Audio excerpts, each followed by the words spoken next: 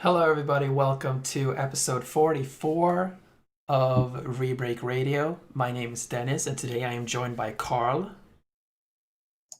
Hello. Leo, Greetings. and Pop. Ah! I spilled tea in my lap. Ah, fuck! Did you really, or... I'll be back in like a couple of moments. Ow. Okay, that's Well, one we have- hell of an intro, that's for sure. Yeah, at one part I was like, "Is this a bit?" Yeah. I was like, "Wait, is this serious? Is this real?" Oh, man. So... I feel bad for it, even if I lost. Yeah. So... Of course. Today we are going to be talking about Age of Calamity, our impressions of it. So no spoilers. If you're spoiler wary of it, we're not going to talk about spoilers. The only spoilers that we are allowing ourselves to talk about is the content of the demo. So the entirety of Chapter 1, right? Yeah. And any trailers I think or it's only whatever for one, that have happened. So No, because one of the trailers were super fucking spoilery. that's true. We shouldn't discuss it. Fucking true. Okay, I'm back.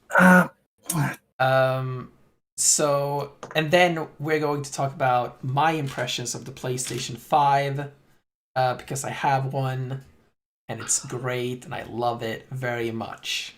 It's my Then son. why don't you marry? Lucky you Well, that to answers even that. have. Lucky you for even have money to buy it. Dude, and not only did I... Okay, I'm gonna do a weird flex right now. Not only did I have the money to buy this PlayStation 5, but I also have the money to buy a 4K TV for 15,000 Swedish crowns, which is on the way right now. Then this is also not getting any Christmas presents this year. Well. That's the trade-off. Santa said that supporting capitalism is bad. Only bad kids do that.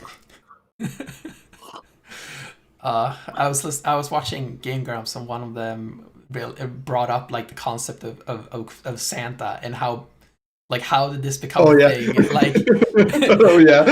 a man sneaks into your house and and puts a bunch of presents in your house, and also he spies on every child in existence to know if he's nice or naughty. God damn it. The ultimate, It'd be like that the ultimate sometimes. predator. Like Santa. the next Alien versus Predator is just Alien versus Santa. Coming this December. Yes. So, okay, let's begin. Let's talk about Age of Calamity. Well, lovely. So how far have each of you gotten into Age of Calamity? Personally, I am... Finished the demo. Yes, you finished the demo. I am about to start Chapter 4. Carl?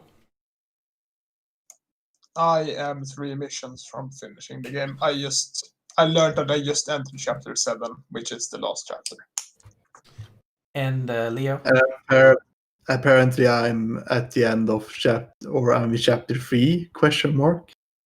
Yeah, you're about to start Chapter 3. Yeah, apparently. Yeah. I haven't even noticed that there are chapters. Yeah, there's To like be a honest. sub-menu where you can see all the missions displayed in chapters. I think it's like a total of 21 missions, and they're like vaguely, like chapter 1 has 2 missions, chapter 2 has 4, chapter 3 has 2, and like it's weird.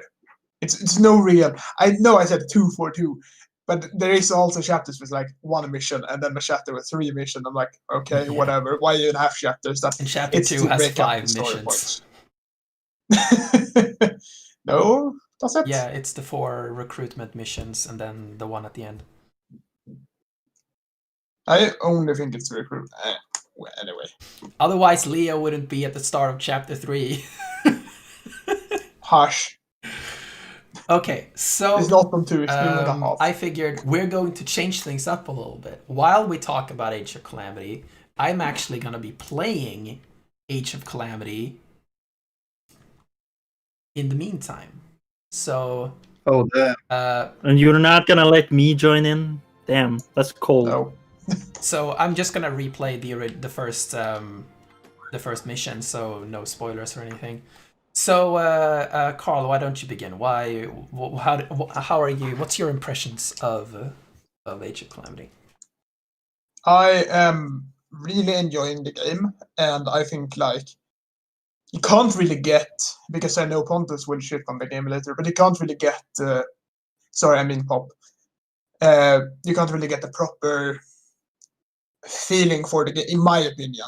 You can't get a proper feeling for the game from just the demo, because there's so much more you can do when you unlock moves for different character, because you don't have all the moves to begin with. You have certain go around, and you don't physically do this. It's just gathering resources and putting them in different stuff. But it's story-wise, you go around and do different stuff. So, for example, for Link, maybe you find this place where you can train, and then you train. Oh yeah, I'm aware and of the system Yeah. you use for unlocking new moves and stuff, and I can agree that I obviously felt a bit locked out of the full experience, not getting to experience more than just the 3 first characters. Yeah. Because there's so much more. I mean, my favorite character to play is not one of the ones you get in the demo. Which is obvious because I assume the 4 Guardians afterwards are probably a whole bunch of fun, which I My would have second liked. favorite character is Impa. I enjoy Impa. So, Which is very fair. Yeah, because So, she's like- well, a very good character in general. although there is a problem that I have right now in the end game, is that it's basically Link is uber fucking powerful. Yeah. So most of the time, like, sure, I could play this other, because all the characters I played as, or not all, but like 90% of the cast have very different playstyles, and they're all kind of unique. The problem is that a lot of them don't feel good to play. Not that, or rather, they feel good to play, but the power is just lacking. So, for example, Link has a lot of power, but he also isn't like, it's not super complex. It's like playing Mario in Super Smash Brothers. It's very basic. Yeah, I noticed that part, So- that he's a very basic character, which makes sense for, the character that you're gonna be playing the most. Or essentially, you get first. You gotta get introduced to the controls. and You don't stuff. necessarily have to play as Link only, because every mission, or not every mission, but some missions have locked characters. But most missions, you can choose a character and you can always switch between the characters. So Oh, yeah. you could hypothetically play through the entire game as Impa, or play through the entire game as Zelda, or whatever. You still have to So- play the first level. And then you unlock Impa in the first level. So Exactly. I mean, it's still, you're not locked to a character, Yeah, and so to speak. But there are certain like side missions where it's like, oh, Link training, then you only have to play Link. But Yeah. it's very specific, and those are usually, it's a training mission, so it's so you can test out a character and their moveset in a controlled environment. And those are basically just kill 300 enemies in this amount of time. Sometimes it's not horrible, and other times it's fucking awful. But who knows? just spam bombs. It's easy. Nah, that's just boring. Like there also, I mean, But it's there's a a point mechanic. where sure, there's a mechanic where you can spam bombs, but if you just spam bomb in this game, you're ruining the game for yourself, and you have Yep. no one to complain to. Yep. Because it's your Yep. own fault at that point. Yep. I don't use the runes very much. I keep The forgetting they're runes are there. really good. The thing is, I learned the other day that you can use stasis rune when the enemy has its defense gauge up, and the defense gauge stays up, and that just opened the game for me. Because I can do so many crazy combos. Link is actually really good at doing like combos, because he can do. He has a very Someone who looks long at you like Link looks at bow tree. BB-8 clone. The egg, Yes. or the teapot. Fun fact, it's actually he gets called teapot once, and I was so happy about it. Anyway, Damn, Carl, spoilers. I don't care. It's not a story spoiler. It's just a fun interaction. You But just yeah, know who's sad. I do, and I enjoy the combat generally, and that's the important part of this game. It's a Dynasty Warrior-esque game, or I think they're called Muso games. Yay! Before Exactly. Muso. before Pop gets very upset with me, it's whatever. It's a game where you fight a lot of monsters. Yeah. I also found that the soundtrack for this game is amazing. Yeah, Yeah. the soundtrack So is many really good good- actually. I was worried about the Yeah. soundtrack before I played the demo because, like, the original Dynasty, Hyrule Warriors soundtrack is just like, butt rock versions of Zelda music. But Yes. this feels like an extension of the Breath of the Wild soundtrack. The thing is, the Breath of the Wild soundtrack, while technically it's really good, it has like 3 songs and 2 of them are very, very quiet piano tunes. So that's the thing. It's a lot like, hey, what if Breath of the Wild had, Zelda music? Yeah. And like one of my personal favorites is is it Hebra Mountain or whatever? Because the air is. I first thought that each music piece was for a specific character, but no, it's for the specific areas. But the northwestern region has a piece, and I think it's like the best music in the game. It's really, really good. Also, I'm terribly. This is the other thing. Like, it's a fucking RPG, so I'm just over leveled as fuck right now. That's why I'm just slashing through everything like it's nothing. You're also level 20 doing the first mission where Yeah. you're supposed to be level 1, and you have the Master Sword, which is technically a spoiler, but this is a Zelda I game, realized that. so after it I doesn't started really playing. matter. You get the Master Sword? Yeah. Oh no! It's big You You get a spoiler. sword? Yeah, talking about weapons, I think one interesting part of this is that Link's movesets is so different depending on which weapon he's using. I have not noticed that at all because I've only used swords. There are 3 different weapon types for Link. There are Yeah, exactly. two-handed and one-handers. Sword. And the Master Sword that Dennis is using right now, it's one of the one-handers. It's when you get the Master Sword, it's basically the only thing you use. But you can just change the spear or whatever. I really personally enjoy the spear a lot because it just feels like a dragoon from Final Fantasy, which is really cool. You just jump around and pierce the enemies from the heavens. And also, I think I like the great sword, like the two-handed style. Also, it's like you're going. It's like you're going berserk on the enemies and all that kind of stuff. It's really, I think it's really fun, but it can be a bit too simple at sometimes. Like you don't want to play it in a long setting or like in a long stage, but for like shorter stages, I think it's really fun. Yeah, it's too. The best thing about Impa It's is too this, slow for me. getting all the clothes and just massacring everything. You know what the best thing you can do with Impa? Just send out 3 of those things, and then do one combo, and all the enemies you've tagged go into your combo, so you just get all of the emblems at once. Yeah. And then you just start murdering stuff. Impa is really fun to play, in my opinion, because you feel powerful. Yeah. Yeah, so far Impa is my favorite character in the game. I think her gameplay is the most fun. It's very fast. Yeah, and when you get some other characters, I don't know, is it spoilers to mention which characters you unlock in this game? Yes. Yeah, I guess. To be fair, I think like Breath the of the four of them Wild. the next character you unlocked aren't even spoilers because they tell you in the demo that you're going to unlock them. Yeah, exactly.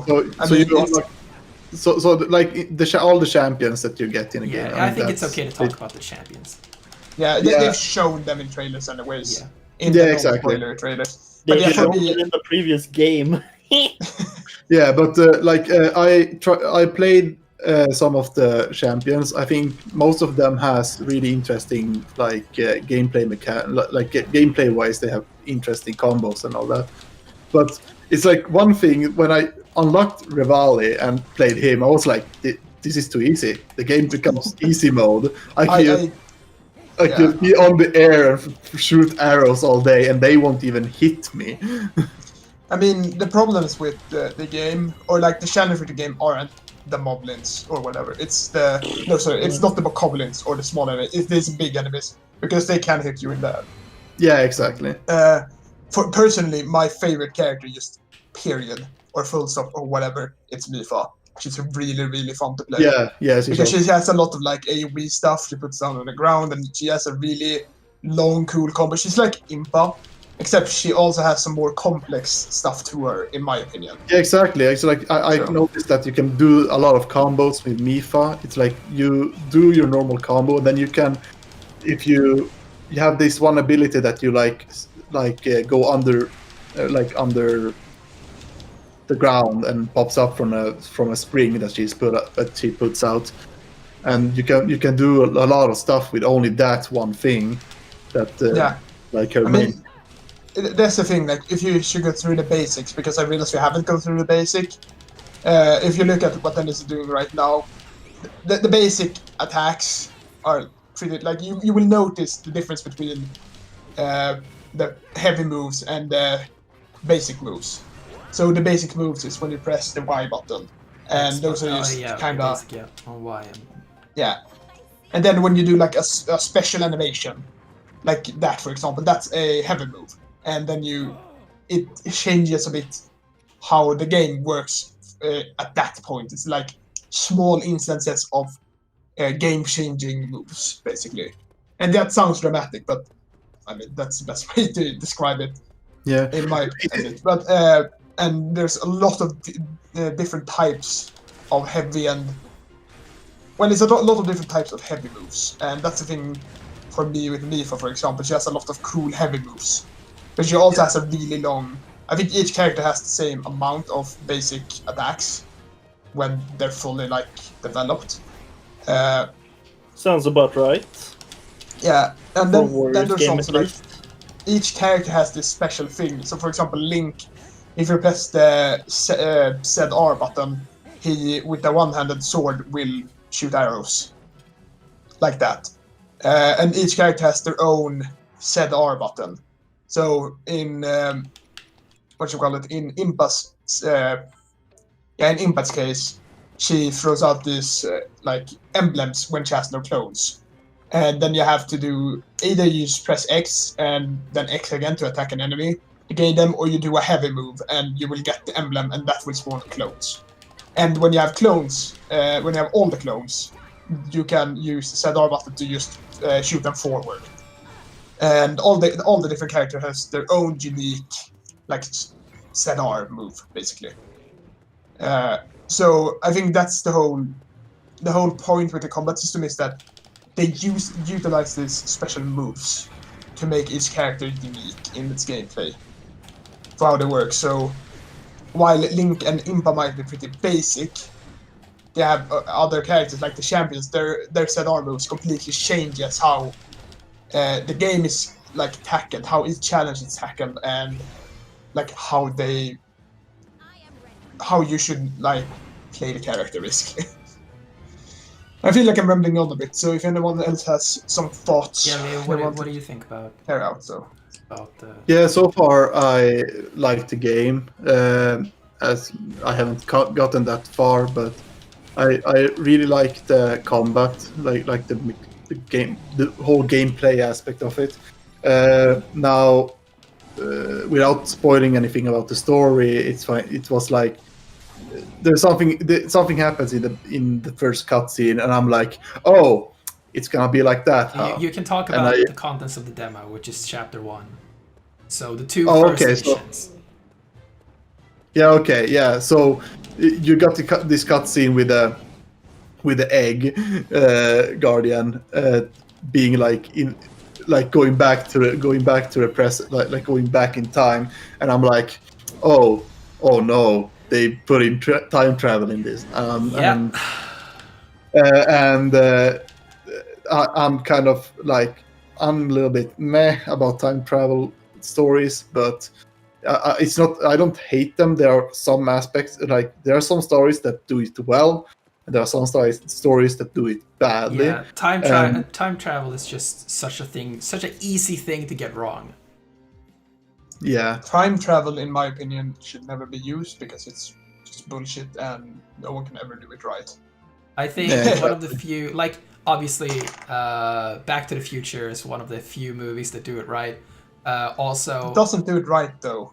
That's the thing. yeah, but I mean, it goes forward, not backwards. their concept of time travel and how they use it in the story makes it a great movie. Like they follow their own rules and all of that stuff.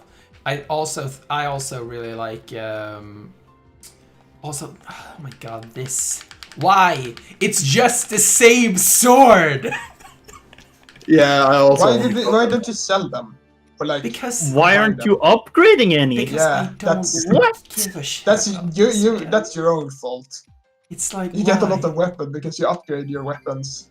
Um, Then you can just sell them if you don't have any money to upgrade. But you have 9,000 rupees, you can upgrade. Yeah, yeah. Also, that's one thing. Also, but like the upgrade system with the weapons is kind of interesting. It's kind of confused. It's confusing at some point, I and think it takes time to get used to it. it's weird, and it's like for me, it's completely like the menu is. I wouldn't call it useless. I would just This- call it superfluous. This is garbage. This is straight garbage. Like I do not understand how this got into the game. Like this is a menu that consolidates a skill tree, shops, and all of this stuff is just in this menu, and also side missions. But they're like these like completely useless side missions where you just go up to something and press a button. Now I don't have the resources for it, and then you just get something. And there's some flavor text, and it's like, oh, you did this, this, and this. Like, yeah, cool. Show me something. So let me get into my thoughts about this game. So I do not really like this game so far. So I'm someone who's spent a crap ton of time in Hyrule Warriors. I played the first one on Wii U, and I even bought the Switch version and played a bunch of that. I have probably at least 100 hours in Hyrule Warriors. I have had, and like, to me, playing another Warriors game does not look interesting at all, because it's just the same thing, as Pop can get into later. But Age of Calamity got me really interested because of how it was a prequel to Breath of the Wild. And so if I go into how I feel about the gameplay, like, yes, the gameplay I think is better than the original Hyrule Warriors. There's a little bit more depth to it, and the characters have some really specialized moves, as you've been talking about, like Mipha and Rivali. I really liked Urbosa. She has this really cool lightning cycling attack, which is super cool. Yeah, I also like that. So those are really cool, and I really like how much effort they've spent into making each character feel very, very different from every other one. My problem is not really with the gameplay. My only problem with the gameplay is that it's just another Warriors game. We haven't gotten Persona 5 Scramble here yet, but I've seen a little bit of gameplay from that, and that game is barely even a Warriors game anymore. It's just straight up Persona 5, but what are they called? The palaces? Yeah.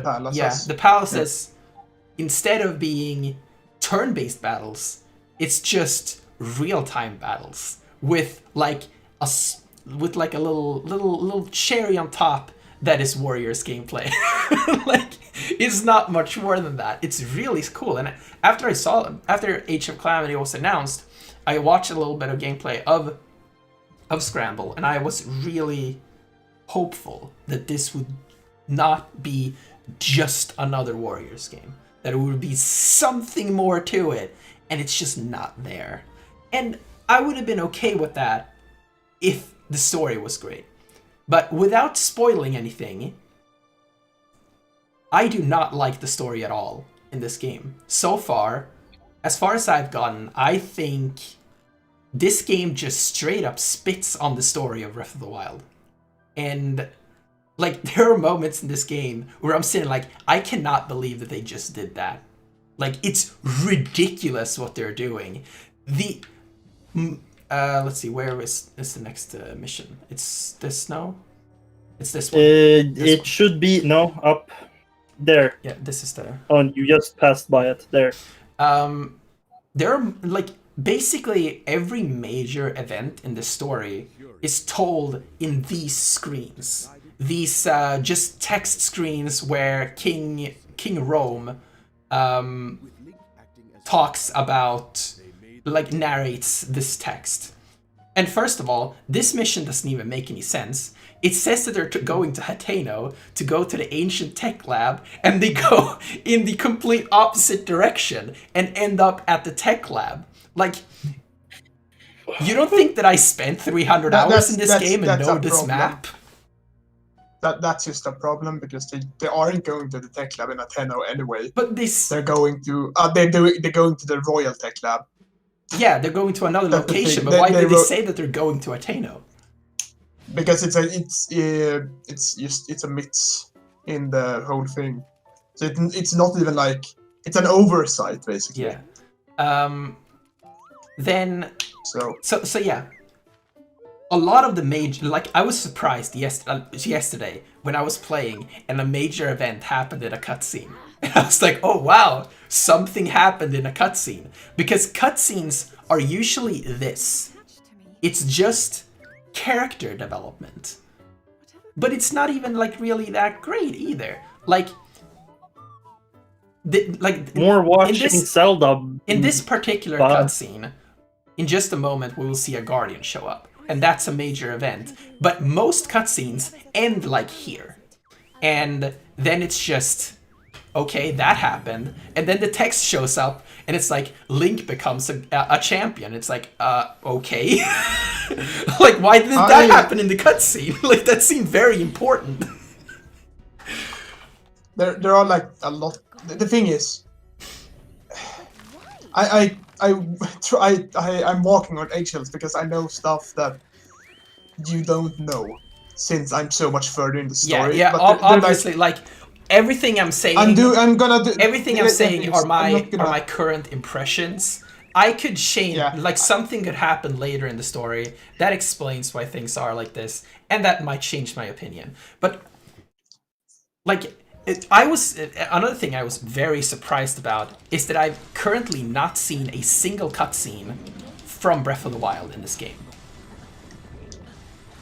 Which, I mean, it definitely seems like this is just not exactly the story of Breath of the Wild. It's like a different version of it, which, by the way, to me, feels like just straight up false advertising. Like, I was told that this was gonna be a prequel to Breath of the Wild, and it's just kind of a prequel to Breath of the Wild. Like, it's not the same story. There are a bunch of these events that just don't straight up happen the same way. I was watching a cutscene later on that displays the same events that happened in a cutscene in Breath of the Wild, but it's different. Like, it just doesn't happen the same way. And to me, as someone who's a huge fan of Breath of the Wild, like, I'm a massive fan of Breath of the Wild. It's my favorite game ever. I've spent 300-400 hours in this game, and I really like the story. I'm like one of the few who does like the story of the game. I like how sparse it is, how it's told in the way that it's told, because the game is not really about the story. Like, you get to see, like, glimpses of what happened. I really like how they did that, and it just feels like this game is just shitting all over it. Like, this is not. It's not Breath of the Wild. It was like they saw that story and was like, nah, I don't like that, and we're just gonna rewrite it. I think one problem with the original story is that it is actually a sad ending to that story, except for the part that Link goes 100 years or sleeps for 100 years and wakes up in Breath of the Wild. Breath of the Wild spoilers. Oh no. But yeah, I think it feels like they wanted to approach a more better, like, happy ending story. Yeah, currently, this like, one. obviously I don't know how this game ends, but right now it Yeah. feels like this is gonna end with a happy ending, and I don't like Yeah, that. it's like I get the same feeling. It's like it feels like they want to go towards a happy ending. Yeah, and I see two different possibilities. One, this has a happy ending. Two, this... What's happening? Oh, am I in the wrong path? Probably. Yeah, you are. Either it has a happy ending, or it's gonna end the same way and end up in the events of the Breath of the Wild anyway. So then I'm just thinking, why did you even change the story to begin with? Like what I thought. I'm gonna try to speak up how I remember feeling at that point. I'm not as dramatic as Dennis, because Yeah, I mean, I feel I'm like you're doing being bit a of, bit over dramatic, Yeah. because I don't like spitting in the no, it isn't. Because the thing is, with Breath of the Wild, you already have the story there, and like if you remember the memories, nothing fucking happens in the memories. It's information dumps there are some about how events that Zelda happen is in like making Links lick toads or whatever. But in this game, this is you have to at this point you have to play through it, and you can't just have a map that's 30 minutes of Zelda finding a toad and making Link lick the toad. You have to like change it up. So for example, you can't just casually walk up to one of the champions. There has to be something in between, and since it's a warrior games, it's all about the fighting. There have to be some sort of conflict there. And I know exactly what Dennis is talking about the whole spitting in the face, and I don't agree. And I even wrote that to him, but I didn't go into more details because I couldn't fucking be arsed. Because it was like 11 at night and I work and I have to sleep. But like, yeah, I'm being a little bit like extreme. I agree that they are changing a lot of the story, but I don't think it's bad because we already know the story. So why just present the same story again?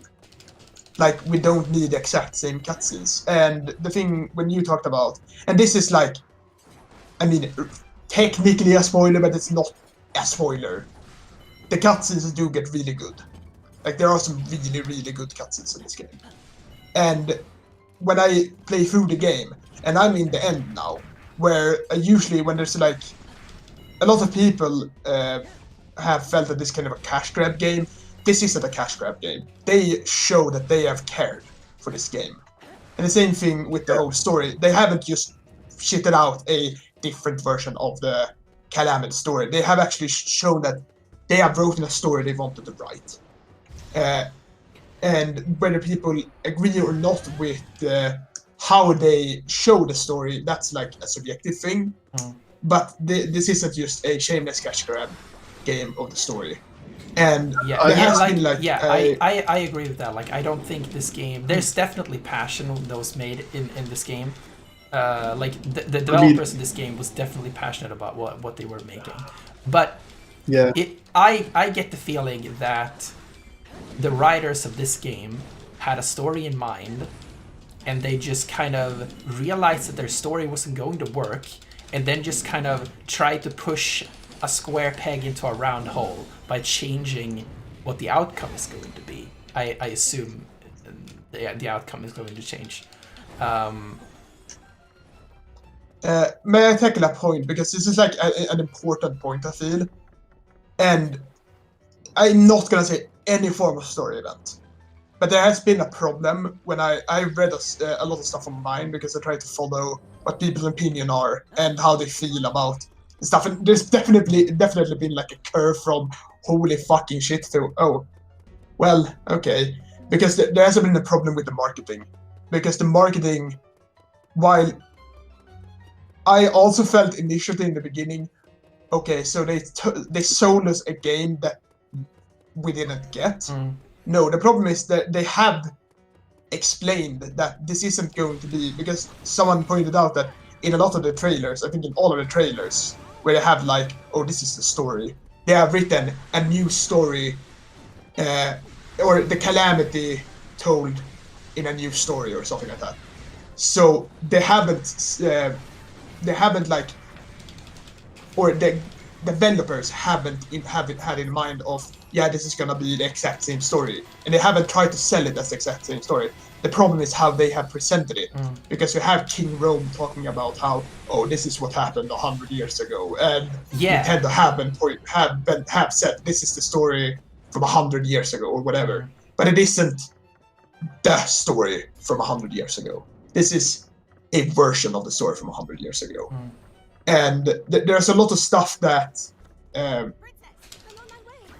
people are not agreeing with, and Dennis is one of them. And I know,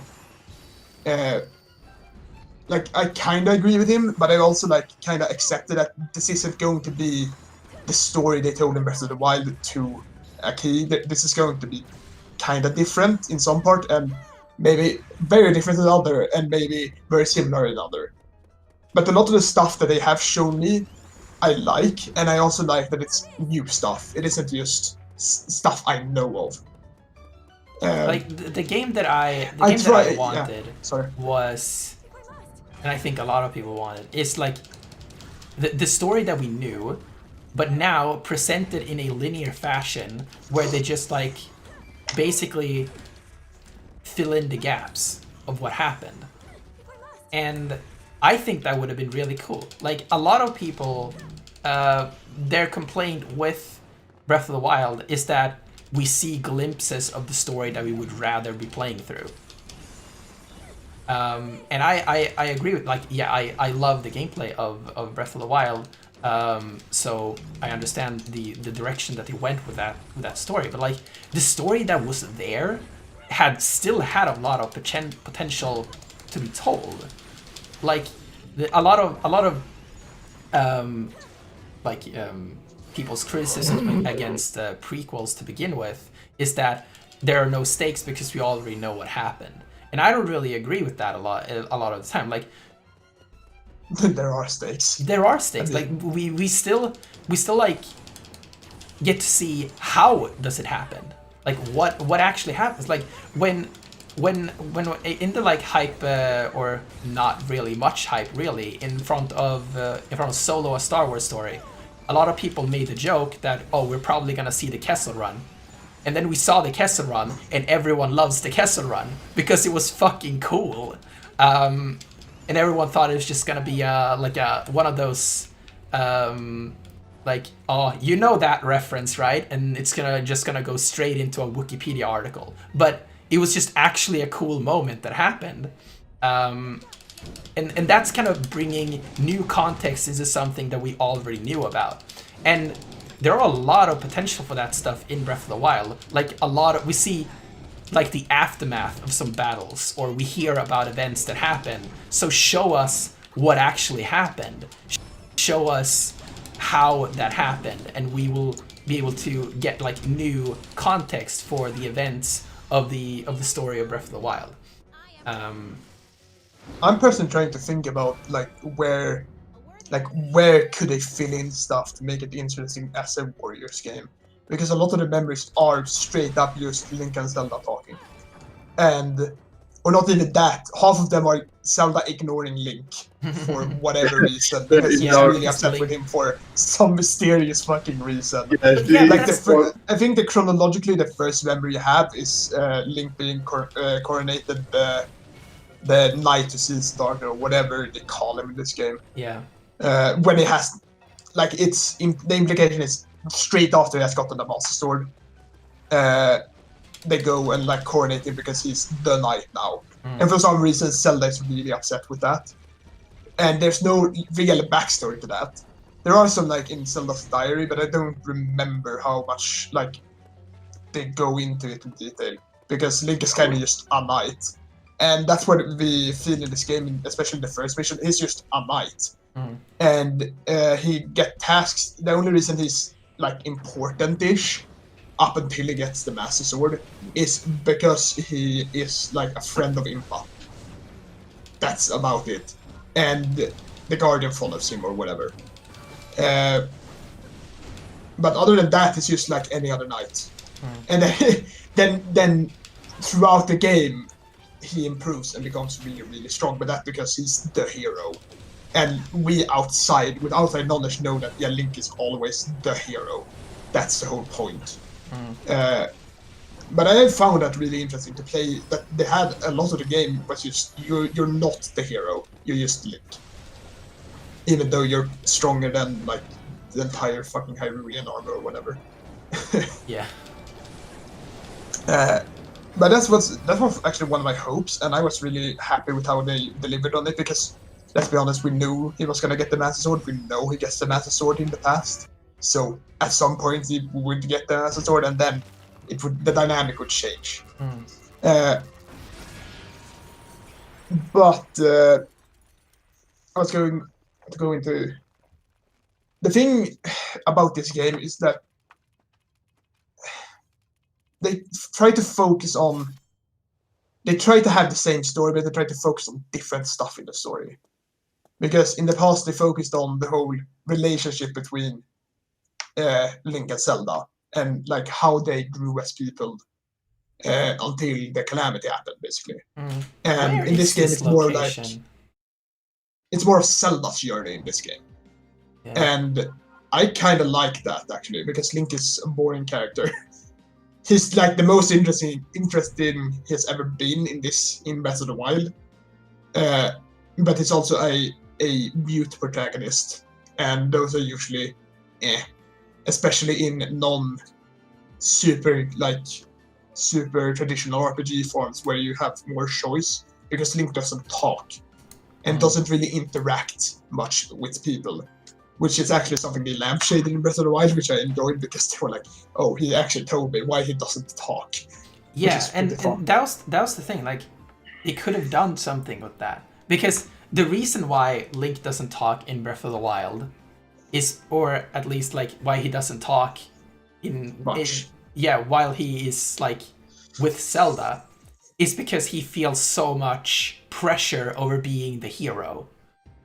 And so why don't we hear him talk before he becomes the hero? Because they don't want to give Link a voice. Because at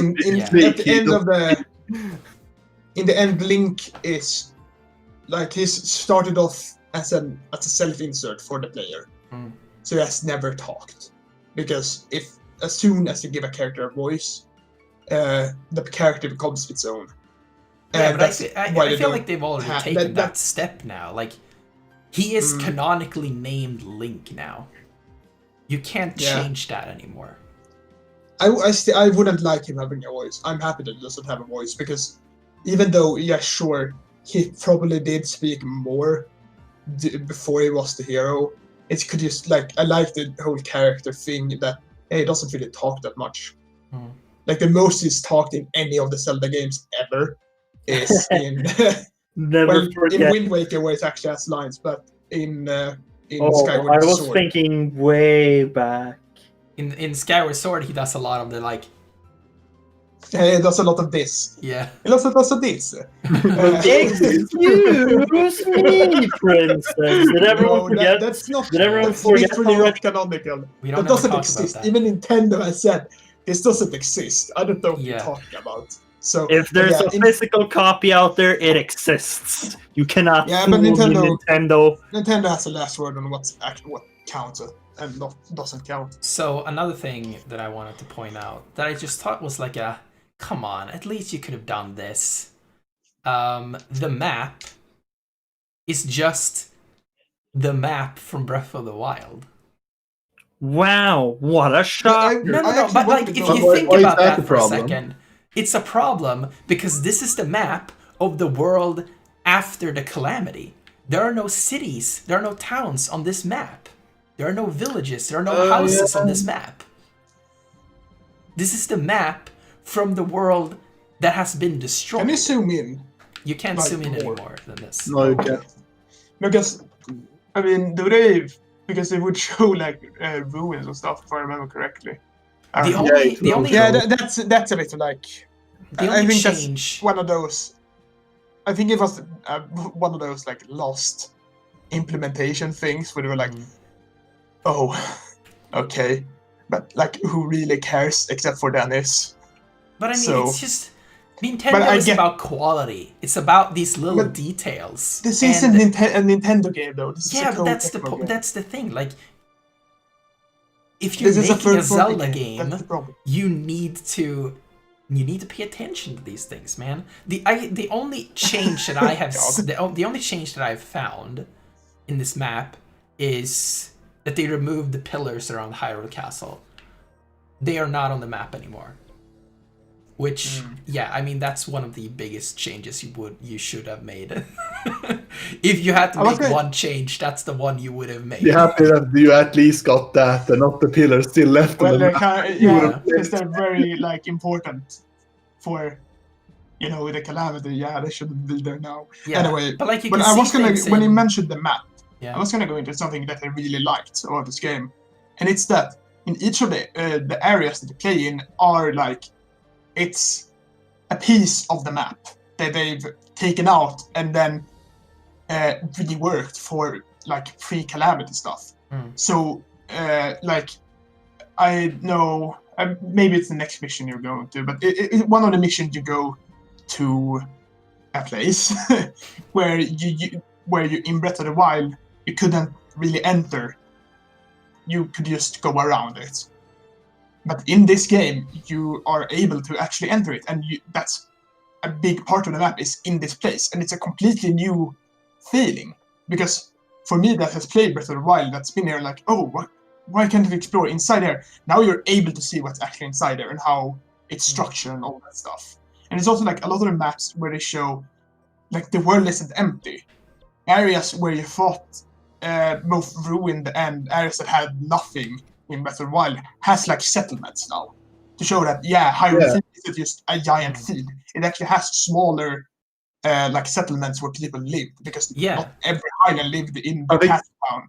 I think A lot of people lived in like smaller places, and not even just Hateno, because Hateno is kind of big for this type of like, it's almost like a city in terms of size, in where since the Legend of Zelda is basically medieval times but with magic. So Hateno is a smaller city. The same thing, Gerudo town is a city. It's just really small when shown in the game because of. By the way, fun fact: you can move the Guardian dude with. Yeah, I noticed that also. He sticks out a lot on the screen because it's the only thing that it's animated. Yeah. Yeah, but Also, like one thing don't I think I really like about the stages are that you notice like you can walk around in an area in this game and you can be like, wait, I recognize this from like from Breath of the Wild, and then you realize like, oh, this is like the one of the towns that I like found out in one of the places. That I like that they're kind of accurate about the like maybe not the proportions, but like one thing I have noticed, which I think is fine because this is another type of game, but the worlds are a little like they're not scaled up, but they're widened a lot. The distance between places is it's slightly larger. Some paths are a little bit wider, which is fine. But like look, this is one of the most interesting locations to me. These like mountains here are not in Breath of the Wild, which I thought was interesting. And you can see that these blocks are here because they're like mining rock and building stuff. It's a quarry. Yeah. So like this is an area that like the way why it looks like it does in Breath of the Wild is because they have mined all the rock already, which is really cool. It's a really cool little detail. But then of course that's not reflected on the map at all, which is such a shame.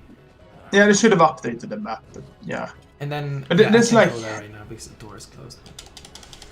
Like there's they, like they the are big town definitely over when there you and play the everything. game.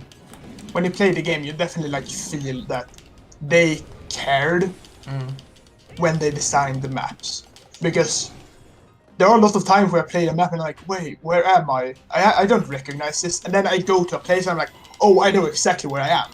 because I had been there in Breath of the Wild, but now I see a completely new view. Yeah, that's something that one thing that this game gave me hope about is Breath of the Wild 2, because Breath of the Wild 2 has already been confirmed to be using the same map as the original Breath of the Wild, and there are a lot of times in this game where I play around and I'm like, where am I right now? Like, I can't place this anywhere.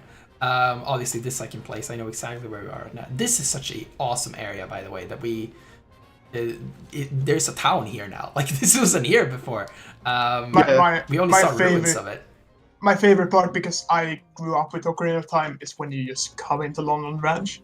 And I remember just going around because I knew that London Branch is a training area for you. Before that, this also, this tower, like, now we see why it looks like this, and this is when this cutscene happens the first time, I'm like, my first reaction was like, what the fuck, did you just add another tower? And I was like, oh, this is the Hyrule Field Tower. This is the tower. It's the tower. Go keep going, Carl. But stuff like, I thought they had shown in gameplay trailers that they showed a training mission with Link, and they train at London Ranch. But London Ranch is in this map. It's a part of the open map, or the open world, quote unquote. Yeah. So you can I just remember finding it. I think it's in either the top right. I think it's the right area. That's the London Ranch. It was really cool. I just remember running around like, oh, this is exactly London Ranch. Oh, the tower should be there. The tower with the cow and the heart piece. And I just ran around like, yeah, that's the tower. Or, well, it's representing the tower. It's not in the exact same spot, but the layout is pretty much the same. And stuff like that was really cool. And I remember when Breath of the Wild released, and there was a lot of like, oh, look, it's London Ranch from Ocarina of Time, because they put a lot of details in it. Yeah. Dennis, it's the castle and the Death Mountains are like in the exact spot as in Ocarina of Time. Yeah, that's just the thing. Yeah, it's like a fun thing is that from each 3D games, the map rotates. Yeah, exactly. So like Death Mountain is sometimes, I think it's like top right and then bottom right and then bottom left and then top left and then top right again, and everything rotates. Yeah. I posted a tweet about that Switch hackers need to extract the files from this game and put them into Breath of the Wild. That would be fun. The maps and all of that. I think this town here, I believe this is like Mabe Village or something, which is the village from Link's Awakening, which is just ruins in Breath of the Wild. I mean, Breath of the Wild is its own thing. That's the whole thing, and this is not necessarily an Age of Calamity thing. Also, here's Lon Ranch. Yeah, I love it. It's like tickles my nostalgia bone. Like, this area is just a training ground, but it's also part of the map, and I think that's really cool. And that's like the house with the same coloring and everything. I love it. But yeah, this isn't a Age of Calamity thing, but I think with Breath of the Wild, since Breath of the Wild is really like, okay, where does this actually take place? And no, we're not gonna talk about the game theory video because that's just a theory. Yeah. Haha. But I think what they wanted to do was just set Breath of the Wild so far into the future of just because they want to keep the other games canon, obviously. It's really dumb to say, oh, this game aren't canon anymore. They still count, but it's weird when it happens. Almost so like this, okay, Breath of the Wild is like 100,000 years into the future. So all of this can be... Almost like it was a bad idea to not make Age of Calamity a canonical story. I mean, the Calamity is still canonical in Breath of the Wild. Yeah. But they wouldn't make Age of Calamity specifically as like, oh, this is their story from 100 years ago, because this isn't a Nintendo game. This is a Nintendo published game. And that's a thing a lot of people talked about, because a lot of people there are a bunch of Capcom Zelda games that are still canon. Which ones? Oracle Minish Cap. Minish Cap, yeah, both of the Oracle games. Four Swords That's Adventures. But I think like I'm 90% sure that Age of Calamity isn't going to be what they base Breath of the Wild 2 around. Yeah. Like Breath of the Wild 2 is gonna be a sequel to Breath of the Wild 1. Wild. Because there's been a lot of people like, oh, so is Breath of the Wild 2 now gonna be a sequel? No, it's gonna be a sequel. Like, I have no doubts in my mind that why would they base the sequel to Breath of the Wild around a prequel? Because this is a prequel. Why would they base the sequel to the game this is a technical prequel of? Like, it's dumb. No, Breath of the Wild 2 is gonna be a sequel to Breath of the Wild. Age of Calamity is gonna be like a fun retelling type of story that's not completely the same, but it's also not completely different.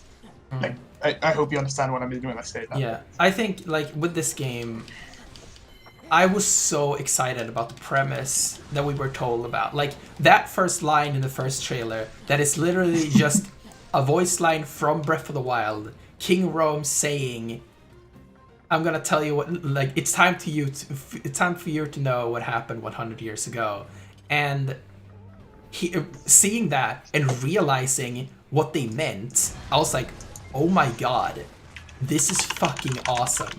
And now, when I'm playing the game and realizing that King Rome actually said, "It's time for you to hear what happened, kind of, 100 years ago," I guess. That's kind of what he said. That's what he meant, at least. And I think as soon as I can accept that that is what this game is about, I will probably like it more. But I am still grieving over the fact that we didn't get the game that we wanted, or at least that I wanted. So yeah,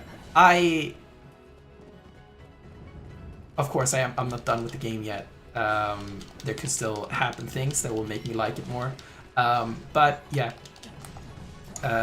I think, I mean, I'm already starting to soften on like Rise of Skywalker, for instance. So maybe I will like you're this game. weak. Yeah, dude. That movie is so bad. Yeah. You shouldn't. It's Yeah, but like I stand by the that. reason why I say that is because I got so much hate over The Last Jedi that I don't want to be the same dick to everyone who likes The Rise of Skywalker. Like, I want to be better than that. I mean, you shouldn't be a dick to anyone for what they like. Like, people can like whatever they want. Yeah, I don't so care if I'm someone trying. likes, Except child murder Yeah, and other such things. Yeah. But so I'm trying my best to start to enjoy The Rise of Skywalker. I mean, with that said, I have not seen it in months because I cannot bear to click on play on that movie. But yeah, I know that like it's not like a game. Please. Dennis, you know that I don't like The Last of Us, but I don't hate you for liking The Last of Us. For example, like you can love The Last of Us. I don't care. Why are you talking about The Last of Us? Because I made an example. And I'm gonna make an example out of you if we don't go back to subject. Okay. Well, anyway, like Ed, what else is there to talk about? Well, I was gonna say for me, my biggest gripe with the game after I just accepted that this is not going to be exactly what I expected, because I got over that pretty quick. I was like, wait, what? Oh, okay, whatever. And then I continued. I'm easy to like. I very easily get into a game, and even if it just pulls me out a bit and then pulls me back in, I will just stay in there basically. So I don't really care that much about it. But I was gonna say my biggest gripe with the game, and this isn't this kind of the game's fault, but it also isn't 100% game's fault. It's the frame rate issues. Yeah. Because holy shit, I know, because a lot of people are like, I can't see the frame difference. First of all, you can. Second of all, I can. And when I went ham, I tweeted this out before, but when I went ham as Mifa, and I visually saw the frames go into single digit, I was like, this isn't okay. Yeah, I think, Like, I think this isn't without- acceptable. Become a PowerPoint slide. yeah, Yeah, it was basically a yeah. slideshow. PowerPoint. But It I was think slideshow. people that say that they can't see frame rate differences, they just don't know what frame rate differences mean. They just like Yeah. they can probably feel that when a game starts chugging, they just don't know that it's connected to frame rate. Yeah, I haven't really noticed that. Like I haven't noticed any same time- major frame rates. At the same time, I'm jealous of them.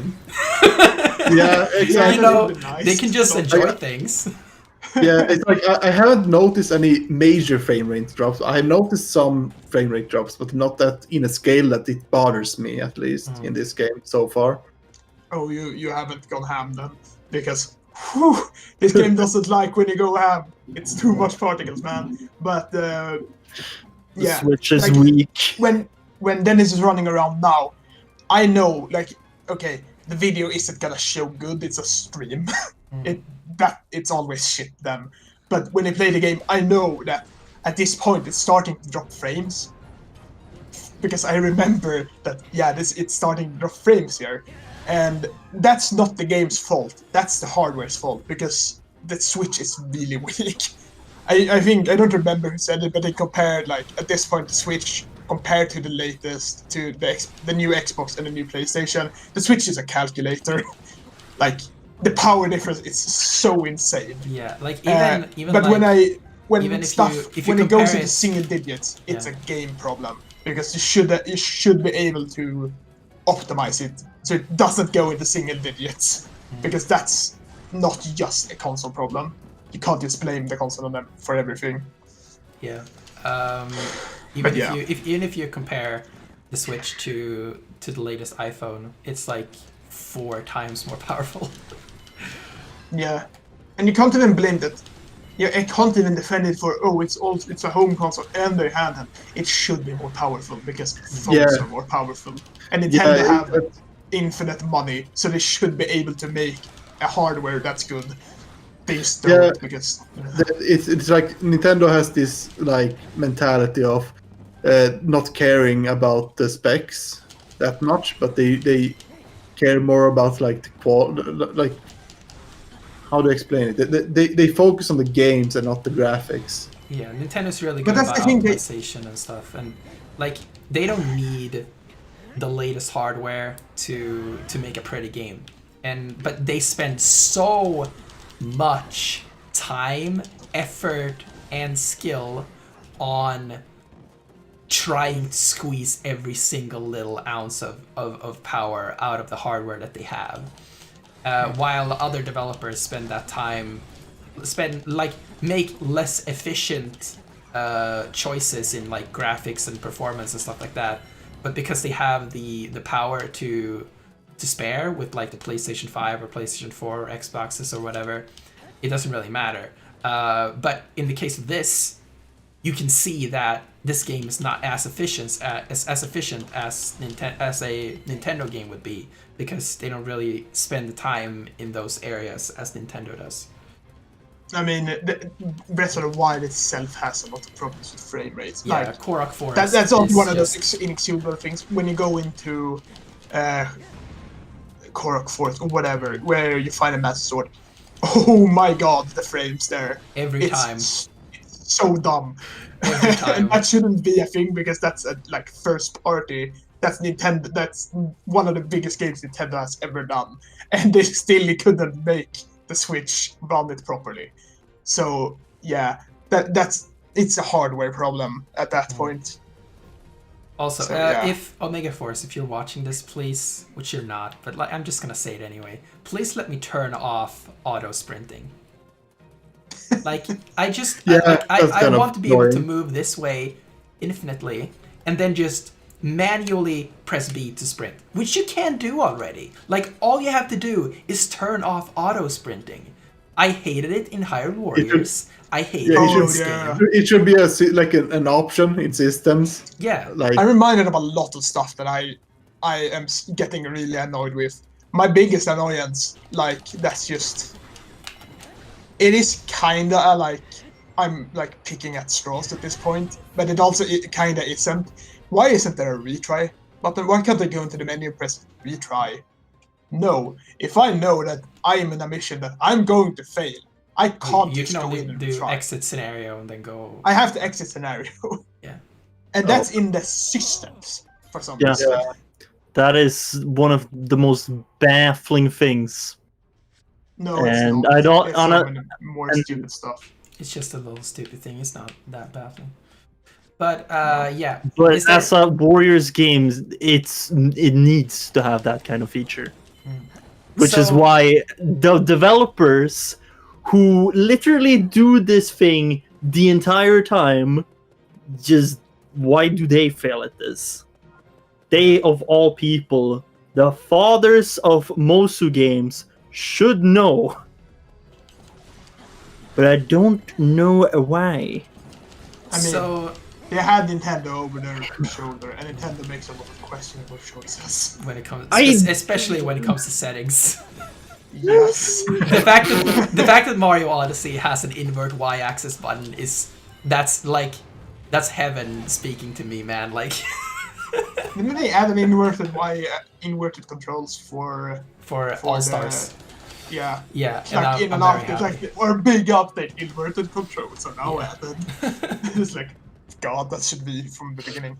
Yeah. But So uh, or I wanted to get into Pop. Like you are the Warriors boy. You're the Moose boy. The self-proclaimed Warriors expert out of the group, yes. Yes. So go into a little bit more of the not like the Zelda side or the story that we've been talking about, but like more how does it stack up next to other Warriors games? And don't go into Sengoku Basara, fucking whatever that game's called. Just don't Worry, because that's a good. That's yeah. like the We peak know- performance of all everyone games. knows you love that game. Everyone knows how great it is just by hearing how much you talk about it. So just talk about Yeah. Warriors games.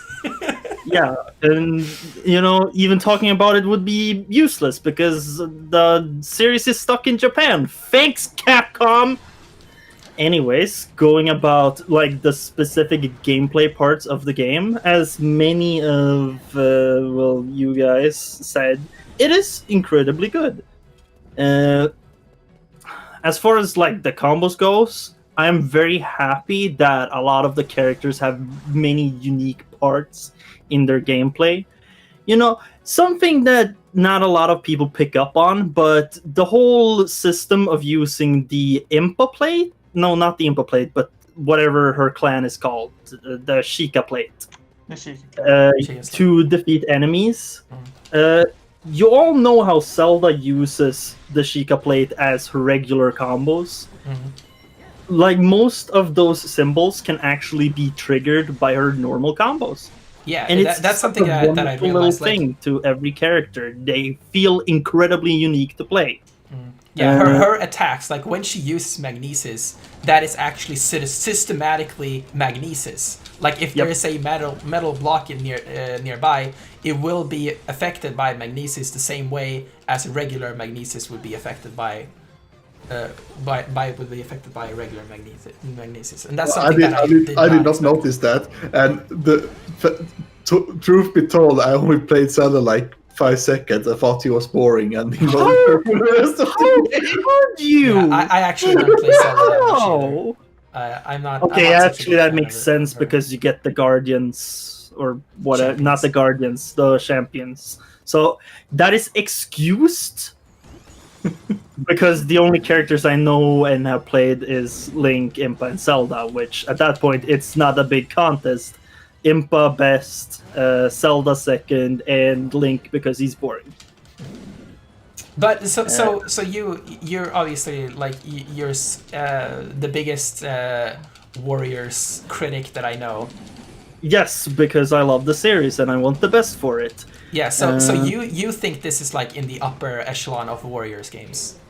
I think that as far as what I've played, the gameplay itself has a lot of fun things. To begin with, the parachute. Oh my god, how much I actually love the parachute function. I do wish that you could somehow actually, if you do an air combo or something like that, because I love the ways you can actually go to the state of actually coming to the parachute. But I hate that there's no way to reset it in the air. So doing a whole playthrough of a stage just in the air the entire time, I'd love if that was a thing. That's basically volley. Wow, okay. Damn, now I'm really sad that I didn't play the actual game. But yeah, the whole parachute function is something I do love because not a lot of Mosu games focus on the aerial combat, which is, when it's actually presented well, is probably one of the most exciting ways to play it because you just focus on staying in the air the entire time. Which you could chalk it down to, oh, you're just distracting yourself from the core gameplay. No, I'm having fun with the core gameplay. Shut up. And then there's the Sheikah plate. It is a little bit of a contested issue in my mind because, to begin with, I dislike the idea of the ways the major enemies are handled, in the fact that you're kind of incentivized.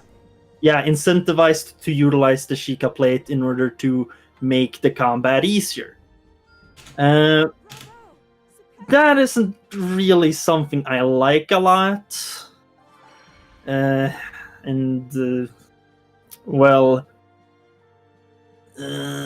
don't really have much of a reason as to why it's necessarily bad so much as it's majorly just a bad thing to take away the freedom of approaching combat in your own desired way by limiting it behind a core mechanic of the game.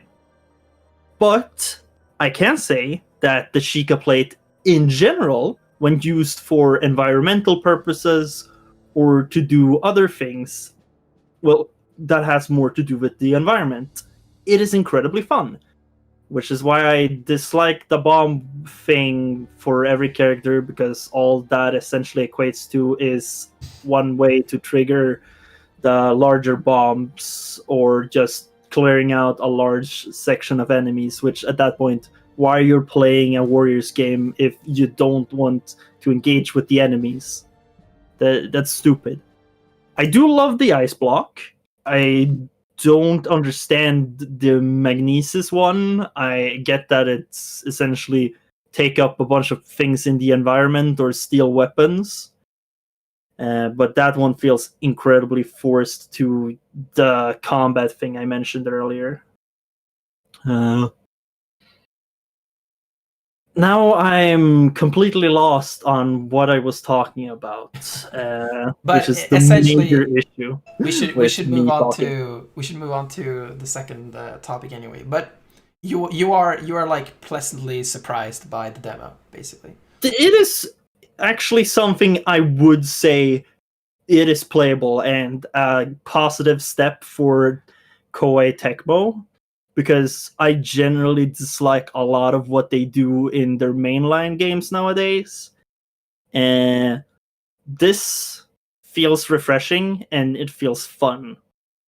And that is like the most important parts of a Warriors game. That you need to have a lot of things to test out and a lot of things to play around with. Which, as far as the demo goes, it very much delivers to. The combat is enjoyable. It isn't very deep. There are certain aspects that are deeper, of course. For example, the whole creating ice blocks and the parachute, which, again, I love that stuff.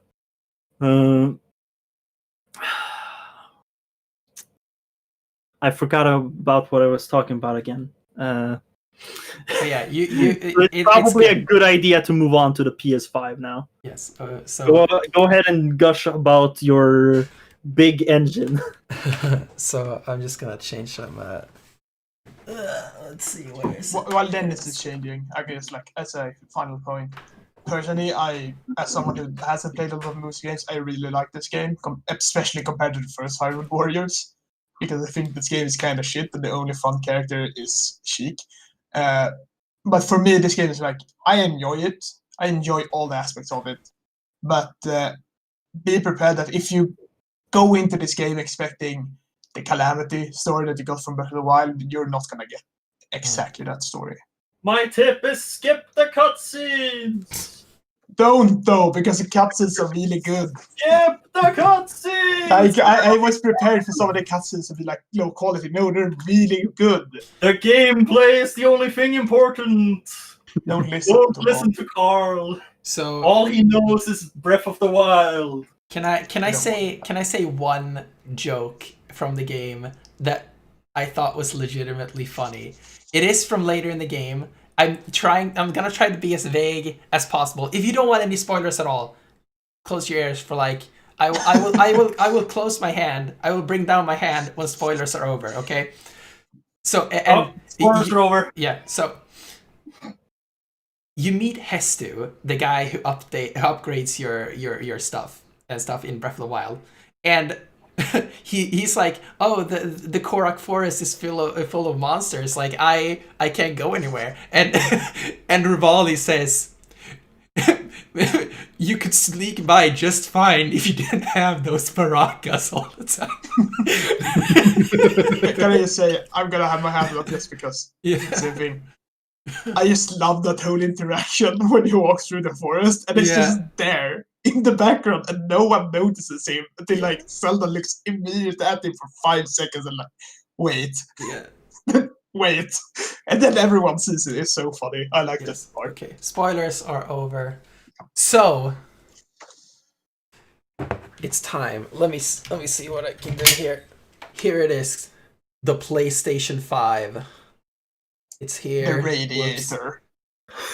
The Wi-Fi router. I can't go any further because the cable. But the beast. Here's the PlayStation 5. It's great. Here's the controller. Does it double as a vape? No, why would it do that? Because the Xbox, the new Xbox does.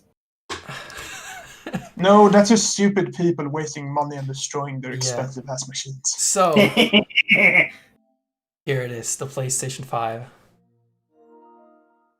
Bugsnax has been updated. Cool. I haven't started Bugsnax yet. But so yeah. That's the only game I know about. I am incredibly in love with my PlayStation 5. It's so sweet. The menus are so smooth. It's responsive. Load times are basically inexistent. Let's see here. We're already in the game. And if I'm just navigating through the menu here, from that screen, and here we're in the game. It's incredible how fast the load times are. Damn. It's so insane. It's 60 FPS. Like you can't see on the stream. But I feel like it's when the stream 60 FPS where it isn't 60 FPS, but it looks 60 FPS. Yeah. I know this feel. I have an SSD card that I use on my PC when I play like these heavy games. I played the Last Jedi with the SSD card. It was so comfortable to just play the game without having to wait. Played for The loading Last time. Jedi? That was amazing. The game yeah, not the Last Jedi. The Star Wars game. Yeah, the Star Wars game. The Fallen Order. Yeah, Fallen Order. Yeah, that one. So, yeah, I can also show... Also, if you see some frame rate dropping, it's not the game. It's my capture card for some reason. I haven't noticed any frame rate drops in this game when I've been playing it on my off this. So I started noticing some frame rate drops as I was testing it with the capture card before. So yeah, that's not Dennis, an actual you problem. better crash That- into the side of a building right now, or I'm gonna be very mad.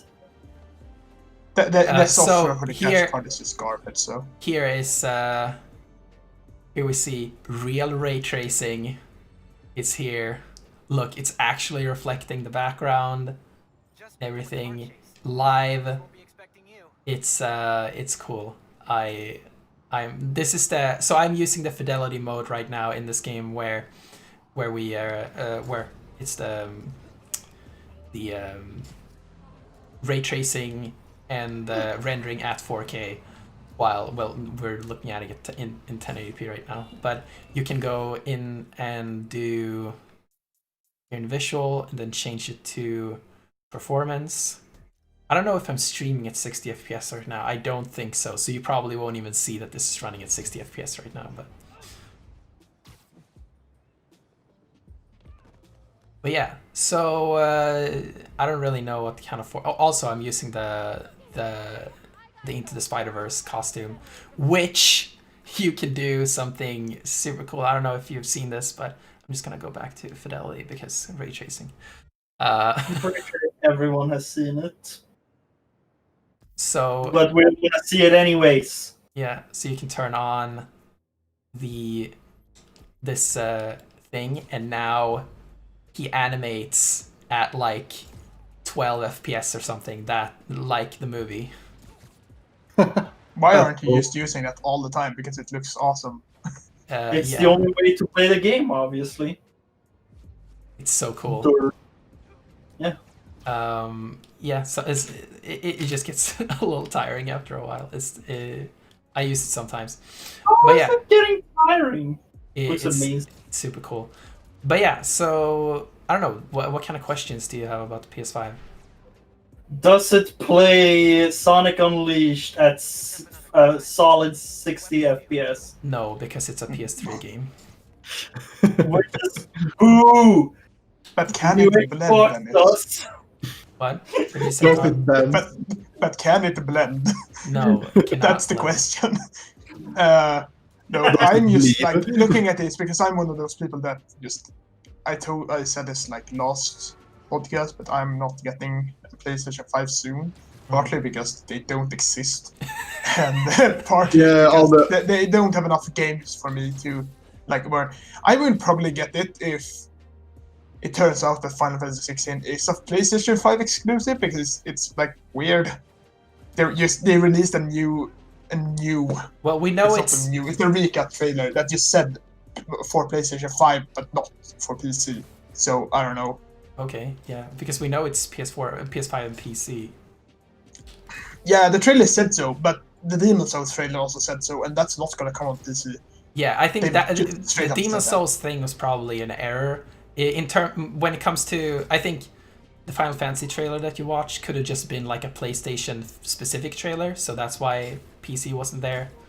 Like if you watch the thing is that trailer was just a recut with no voiceover and just like SFX.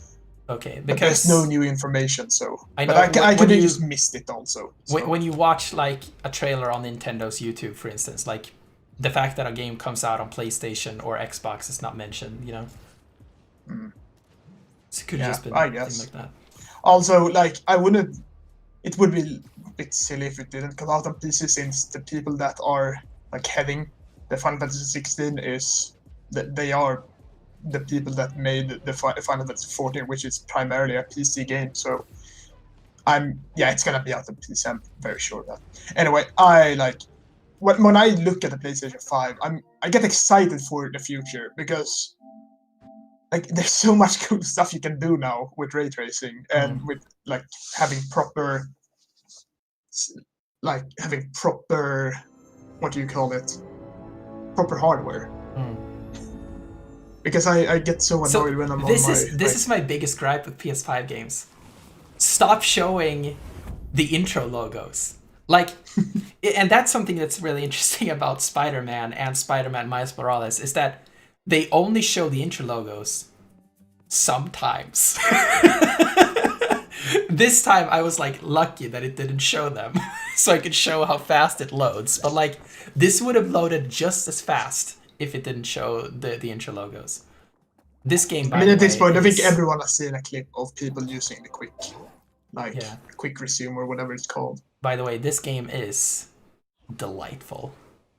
I mean, it's a Finally, Sackboy. Little Big Planet in 3D! I mean, it's not technically Little Big Planet. Isn't it called like Sackboy's Adventure or something? Oh, Yeah, it's well, called I guess, Sackboy Big Adventure. And this game is basically 3D world with like some Little Big Planet influences, but there are no user-created content at all. Like you don't create anything yourself. You can obviously That is the most heretic thing I've ever heard! you can obviously change the Sackboy's outfit and stuff like that. So, but I just like Sackboy's standard design, so I just keep it this way. Which makes sense. Look but how cute also, he is. He always looks like a curious dog. I mean, he is a curious dog, but as a human, as a sack. I am utterly disappointed. How could they do this? No. I mean, that's a big problem, because I agree a bit with Pontus, even though Pontus is very overdramatic when he says it. A big thing with Little Big Planet has been dramatic. a big thing with Little Big Planet has always been like the user created levels and the whole, because they have some really advanced creations mechanics. So that's a bit like weird. So there's suddenly sound. Yeah, there's sound. You can't hear the game. No, wait, I have it muted. So Yeah, let me know because I've. yeah, I think you can hear the game from this. Okay. Yeah, because there's I also saw it sound muted coming for echo. from the controller and stuff. But yeah, switching games is really fast. Yeah, the switcher here. This is the control center menu. You can do things like change some audio stuff and. Yeah, I thought this was really cool that they showcased it in a video that I watched. I think it's really like they really thought about like the experience of Also using the control console. They now tell you your total play hours, and Nice. it's retroactive, so it shows you that for your PlayStation 4 games as well. That's nice. So you can see So here it how has always been there. That's what you're telling me. Yeah. There have been hints that they have already been tracking this, but yeah. So you can see I have 55 hours in the PS4 version of Marvel Spider-Man and 1 hour in the PS5 version. But yeah, so then you tap the button to bring up this control center, the PS button, and you hold to get into this menu. So the most delightful have you played one. around with haptic feedback? I can show you some of that stuff now. So Astro's Playroom is incredible. It's also you can see some just Astro being Astro in this intro game. But still, PlayStation, remove the intro things. You can play them like the first or second time that I start up the game, but not again. Like I just want to get into the game. So first of all, like haptic feedback is going right now as I'm pressing here, but here is the controller demo. This is incredible. This is awesome. This is the most cool thing ever. Here they just show you. Also, this is a nostalgia trip through PlayStation history like nothing ever. It's incredible, but there are a bunch of stuff going from the controller. So yeah, here is the If it would be a true memory chip, they would say, "Insert memory card." As the controller was building up there on the screen, you could feel the haptics traveling through the controller upward. So here are the adaptive triggers.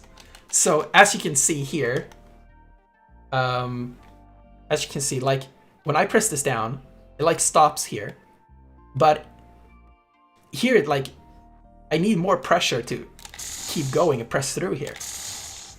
It's like a second click in the controller. And That's interesting. yeah, but the thing is, this is only here now. If I keep moving here, now the trigger is completely normal. So it's programmable from the developer. And now here we got some motion sensing. You can feel those robots going around in the controller. There's also a microphone you can blow into.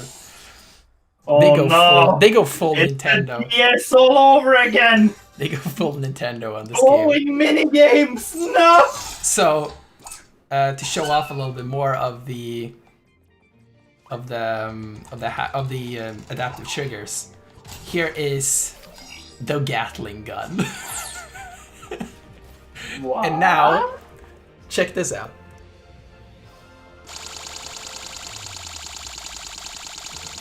You can see how it actually pushes back on my finger as I'm shooting.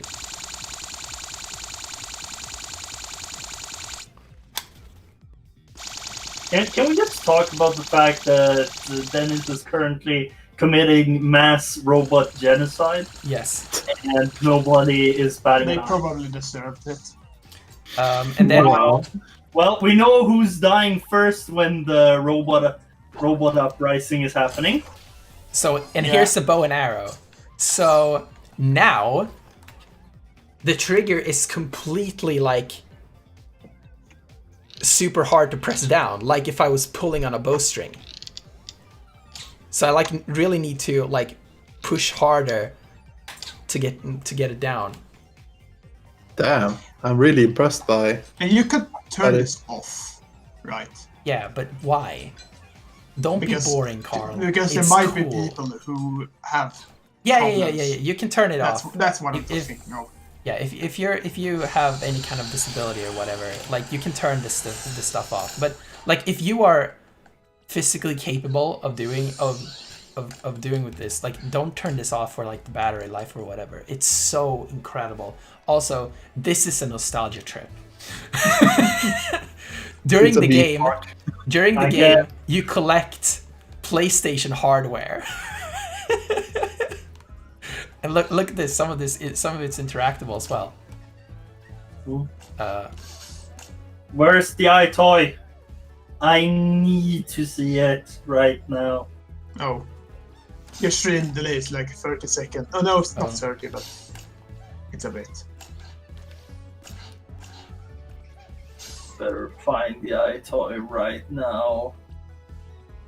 You can punch on the PS2 to flip the PlayStation logo.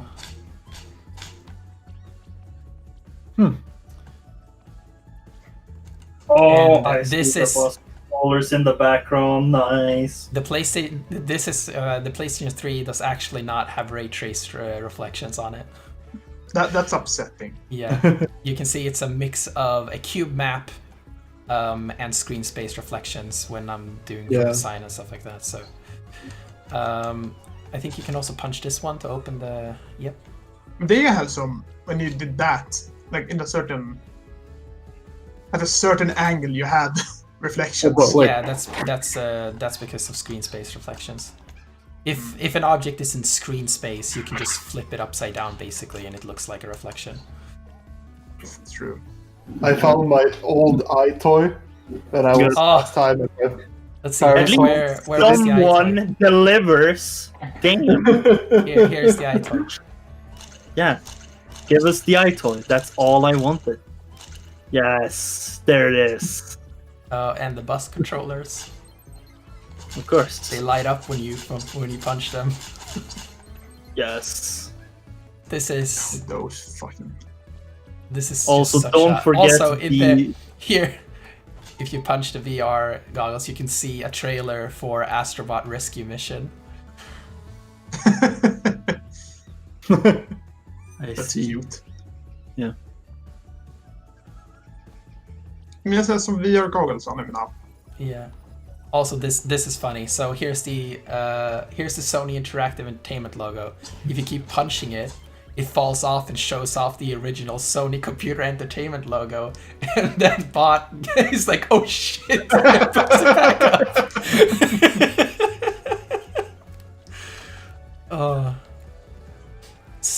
fun things in this game. Oh, and here are a bunch of the original PlayStation logo designs on this table. Spyro the Dragon.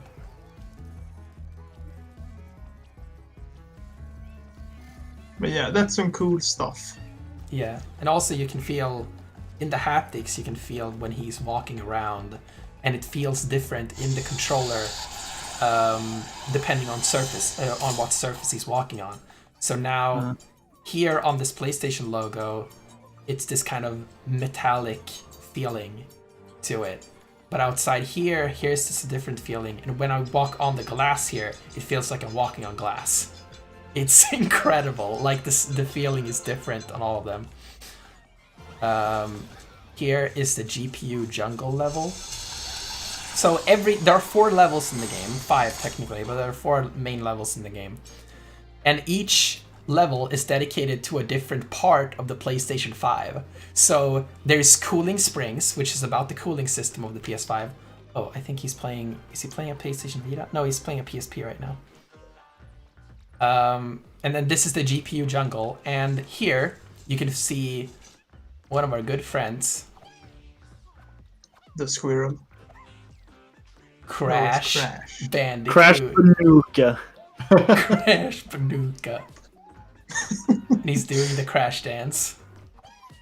Isn't this game just like reference galore? Yeah, this game is like, reference oh my galore. god, I found this reference.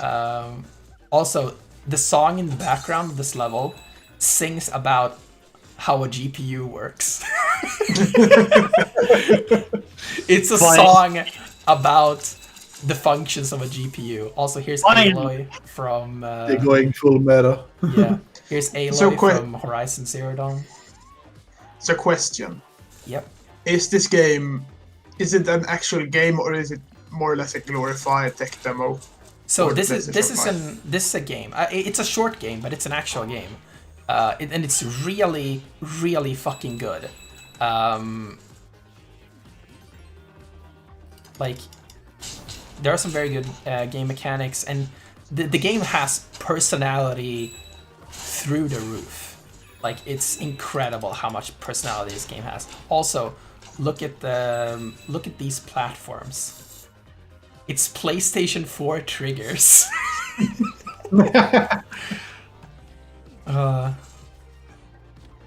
They're really creative. Yeah, this game is incredibly creative. Like, this is the most Nintendo game that Sony has ever made. Also, over here, here's Nathan Drake climbing on a rock wall. Didn't people say that the original Astrobot was basically a Nintendo game? Yeah, the VR game. I've yet to play that game, and I really want to play that, especially now after I've played this. Let's blame the ongoing issues with the world, because you were supposed to be able to play it. Yeah, I was supposed to borrow your PSVR. Yeah, and now I'm on the other side of the country. Yeah, here's Patapon written on the wall, and he's like reporting on it. That was a good game. So you're telling there's a lot of PlayStation references, so Yeah. there has to be the best one, Sly Cooper, somewhere, right? Yeah, Sly Cooper is also in the game. I don't remember exactly. Also, here you can like just straight up teleport to another part of the level. Obviously, if you've been there, and load times super quick. Woo. I'm still interested to see what's the game called. I'm not a PlayStation person, so I don't know all the games. So here's this monkey guy. So when I there's a click in the trigger when I grab onto a rock here, and I have to like twist the controller to climb up. This is the most Nintendo part of this game ever. This is how you climb up here, and then you have this thing, and you have to like do this.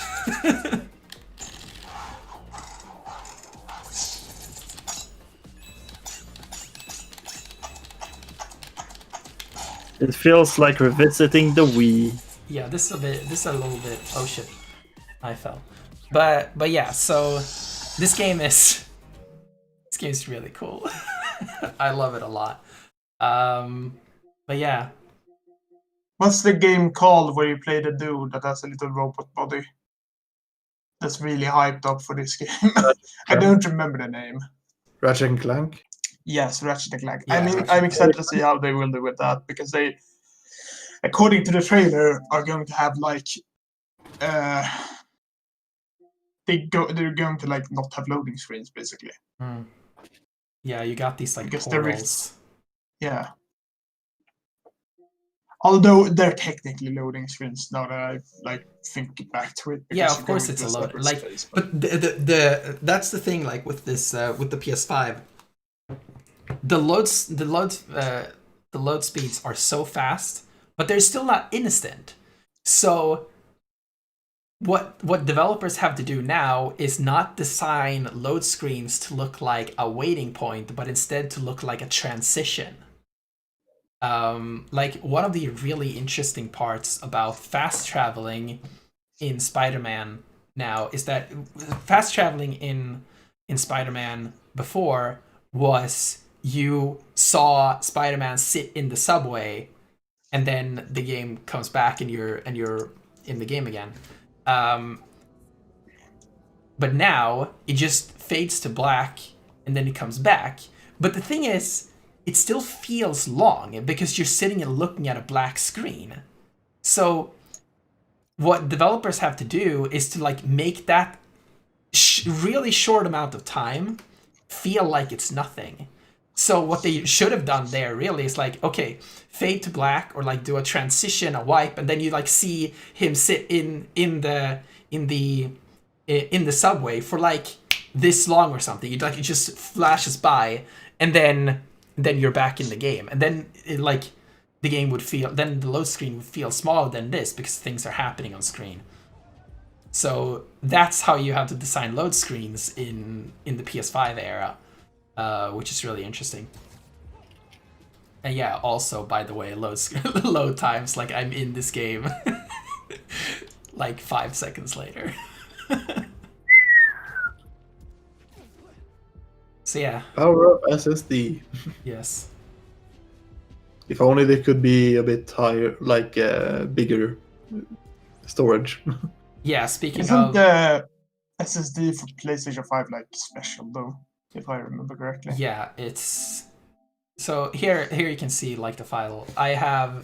There's 667.2 gigabytes of free space.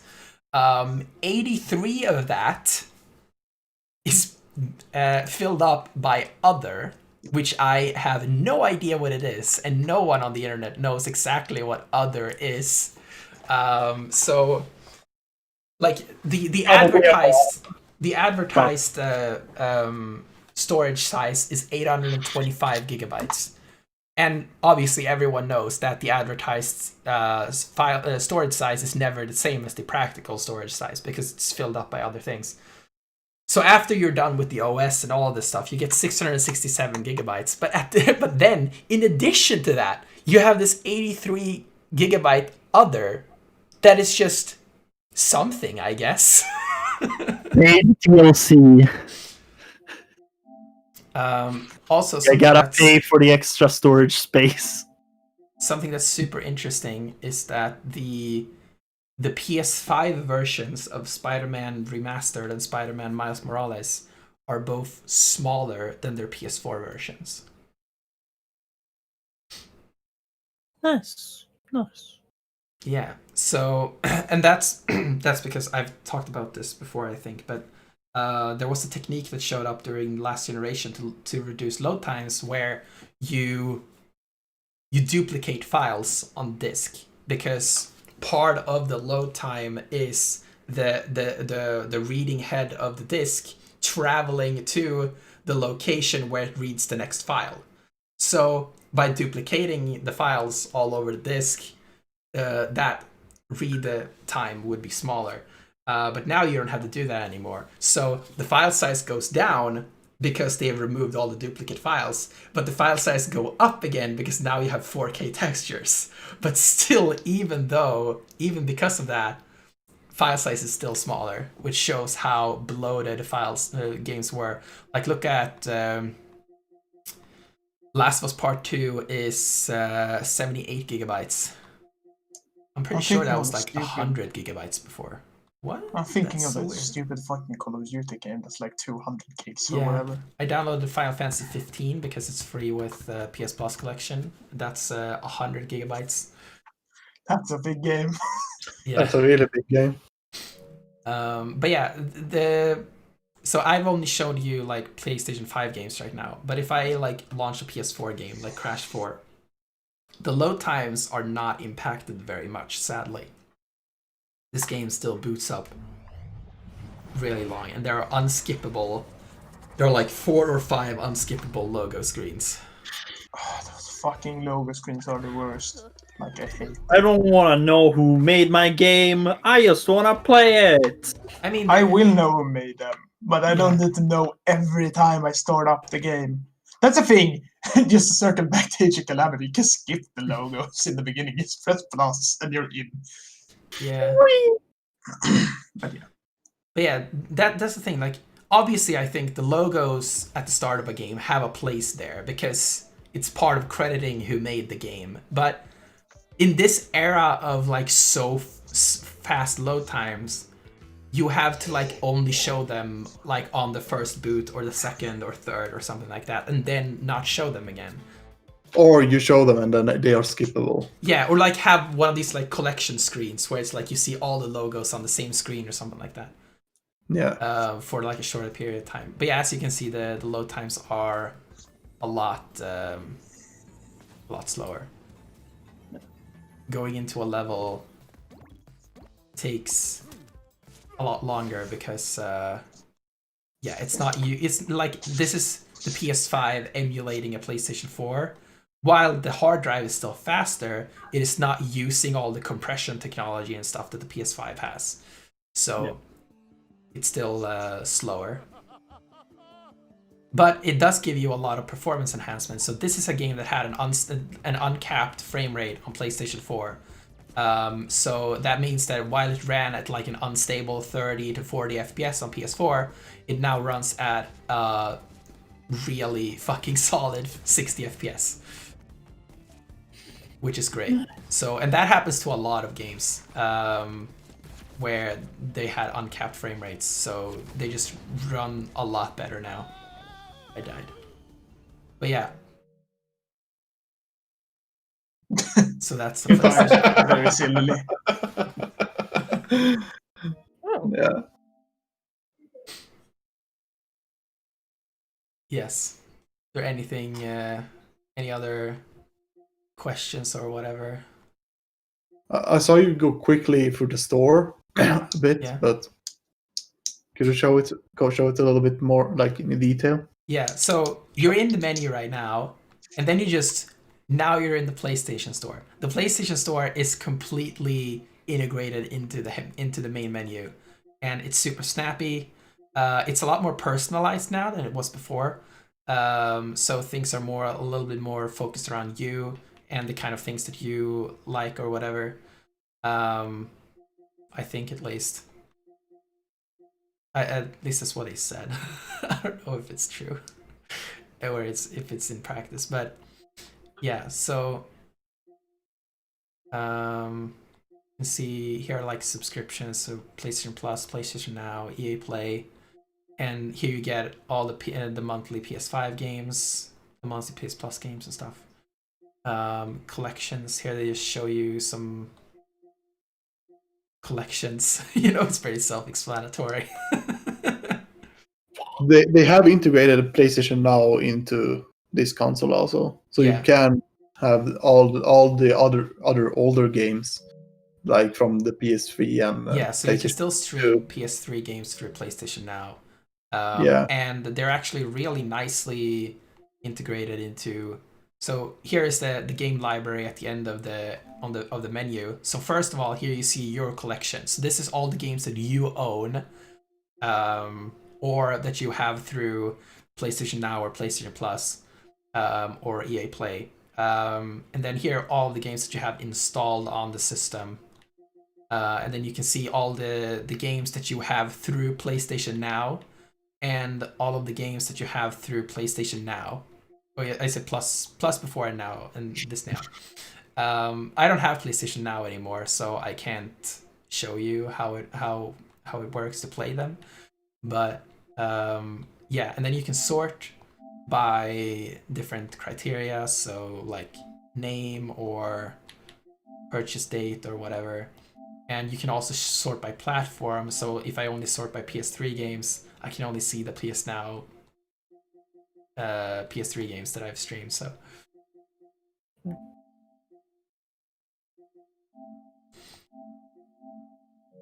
here's my entire.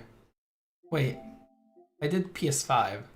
Oh, I didn't remove PS4. Okay, I was like, why is The Last of Us Part 2 here? So yeah, PS5. That's cool.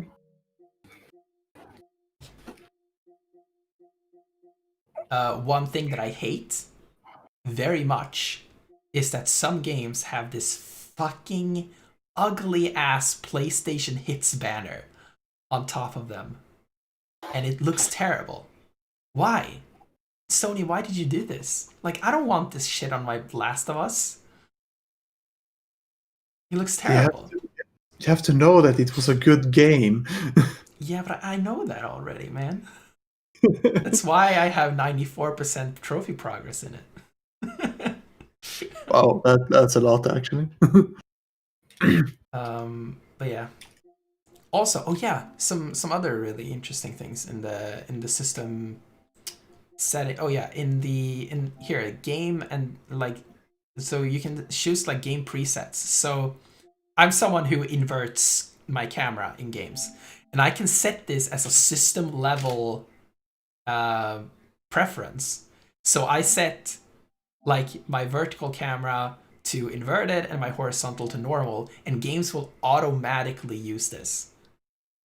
Like Astrobot was so well implemented that I was like looking through the settings in the game. It's like, where are the settings? I can't invert the camera. And then I was like, oh, the game is so well implemented into the system that you actually have to use the system settings to change the inverted to change the camera to inverted. Sometimes it be like that. Yeah, you can also set like difficulty presets, which I just have game default, performance or resolution mode.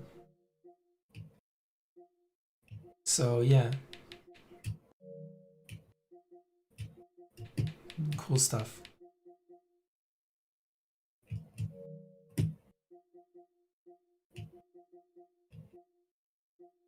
Yes, Yeah. That's a PlayStation 5. It is Carl. a play, it's a station. Carl looks like he's dying. I am super tired. Yeah, I'm also really tired right now. Let them Yeah. sleep, they have work tomorrow. Yeah. Yeah, unfortunately. But yeah, this is super cool. I am big fan. I'm of excited for PS5. the future. I'm excited for when I feel like, yeah, now I can buy a PlayStation 5. Yeah, I'm excited I feel for like- when I feel like it. about when I got money. Yeah. No, but my opinion on PlayStation 5 right now is like, now that I've seen a little bit more, is that it really is a good console. It really showcased that it's like they really thought about like the processing and all the details you show with the controller. Also, it baffled me. But as of now, at launch, all the consoles are sold out. There are scalpers trying to sell it for Yeah. scummy prices. Fuck scalpers, man. Yeah, fuck the scalpers. So, and as of now, I just feel like there isn't really any like. There is no game that has sold me, like made me really want the console right now. Like there's only one game, and it's the God of War game that's coming out later. But that's later. Like that's not now. That's further ahead in the future. And of course, there will be more games releasing for the console, and I'm excited to see what new games there will be for it, especially the exclusives, because it's the exclusivity that I'm searching for a console. I have a Nintendo console because I like Zelda and Mario and all those games. So, and you can't get them anywhere else except for from Nintendo. Oh yeah, another thing, the PlayStation 4 was heavily capped on its internet capabilities. Like, if you downloaded a game, regardless of your internet speeds, it downloaded at like super low speeds. The PS5 has no caps whatsoever, and I have a 500 connection, and I can download a game like The Last of Us Part 2, which is 70 gigabytes in 20 minutes. Like, it's absolutely insane. And like before I got the system, I was like really looking around like, oh, I need to buy an external hard drive or whatever for my PS4 games and stuff. And like now, when I've actually used it and I can download a game that fast, I'm like, if I want to play a game, I can just click to download it, go grab a sandwich or something, come back, and the game is done downloading. Yeah, I think I think that's a really user case scenario, because not a lot of people have that fast of an internet speed. I mean, I have a 225, no, not 200, 250. Yeah. I have but still, like, you would be able to download Last of Us Part 2 in theoretically 40 minutes then, which is still a lot faster than the PS4 would have done it. Yeah, exactly. But like there are some countries with lesser internet as well. Yeah, the countries with lesser internet, they don't have as fast internet as we have here in Sweden. And of course there are some controversies in other countries about their internet speed. We don't mention Australia here and their poor internet, but yeah, but yeah, if you have a really good internet, it's really good. But for those that are unfortunate with bad internet, it's gonna suck for them to have to download a 50 gigabyte large game in order and wait for let it download for 2 days before they can even play it. I mean, to be fair, it's still gonna be better with the PlayStation 5 than it was before. So, I mean, it's an objective upgrade. Oh no, yeah. It has died on stream. Yeah, my camera died. Yeah. But yeah, that's a good cue. I mean, it fits with the stream. It's cursed on. My foot is still in incredible pain. Oh, no. All right. Not incredible, but it's still in pain, and I hit my toe. So I mean, the stream is cursed enough. So I think we should just finish it up. So yeah, thank you for watching this episode. If you're still here, which you definitely are not, because there are 3 people watching, and it's definitely just you 3.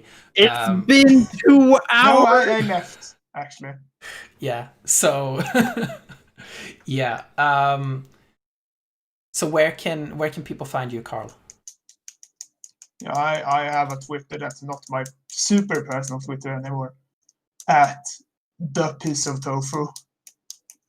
You're no longer a piece of tofu. You are I'm still a piece of tofu, but my at is at the piece of tofu. Yeah, but you are the singular, the only piece of tofu. Yes, I am the only piece of tofu. Yes. And everyone else is a lie. The person owning my name is some French bastard who's tweeted twice.